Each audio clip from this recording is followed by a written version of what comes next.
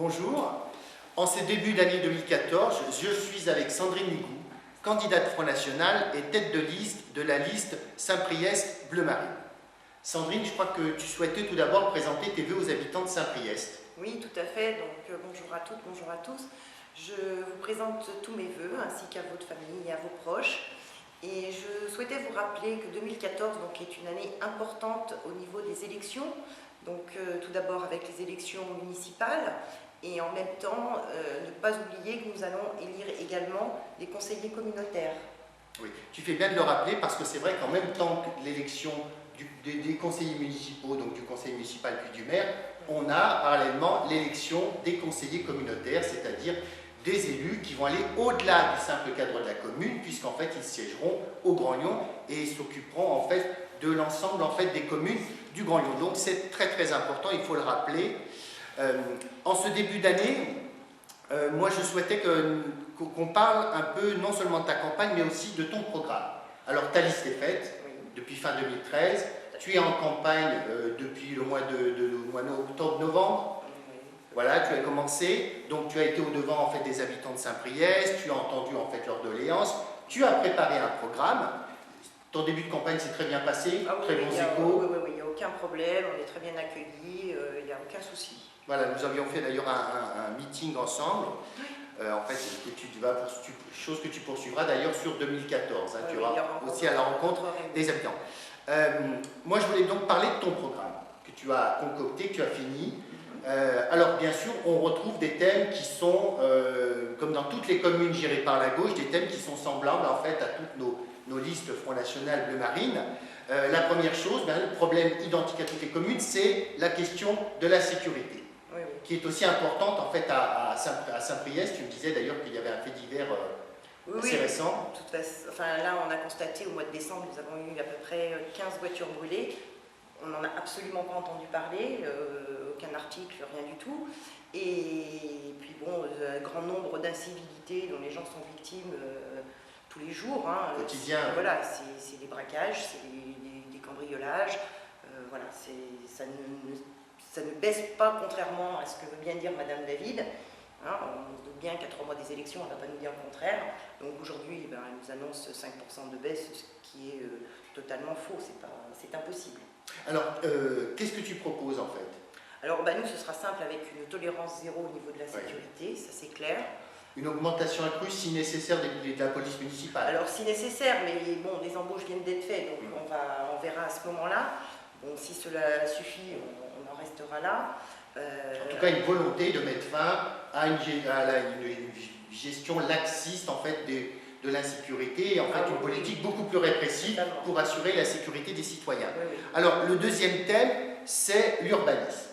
Problème qui est récurrent d'ailleurs à toutes les communes de l'Est lyonnais. Je connais moi, qu'on connaît sur Bron, qu'on connaît... Oui, il y a donc un... Alors, quelle est la situation sur Saint-Priest? Alors, le problème de Saint-Priest, c'est qu'aujourd'hui, nous avons énormément de construction, mais après, c'est que les structures autour de tout ça ne suivent pas. Donc, les routes sont complètement embouteillées à toutes les entrées et les sorties de Saint-Priest. Voilà, donc je crois que tu souhaitais aussi valoriser le patrimoine de Saint-Priest. Oui, nous avons un patrimoine. Aujourd'hui, nous n'avons que des bâtiments modernes qui poussent dans Saint-Priest, alors que nous avons un très joli village. Et au contraire, il faudrait garder cette architecture de village. Donc, préservation du patrimoine, limitation des constructions. Voilà, limiter le nombre de permis.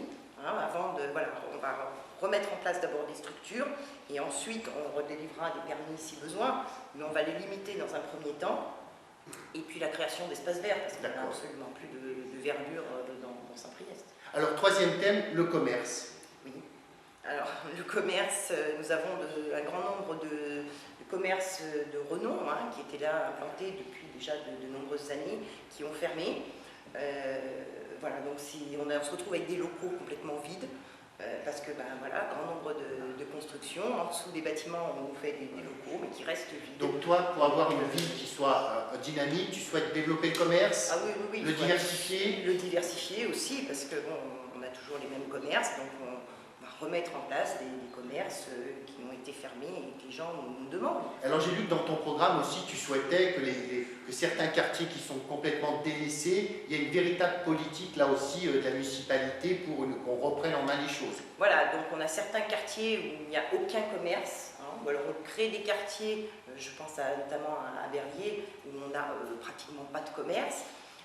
Voilà, alors après c'est soit par la création de commerce, soit par l'installation de marchés, voir avec les gens si on peut rétablir parce que dans certains quartiers ça existait, donc on avait des marchés et les gens étaient tout à fait ravis d'avoir voilà, des commerces qui viennent à eux 1 ou 2 fois par semaine.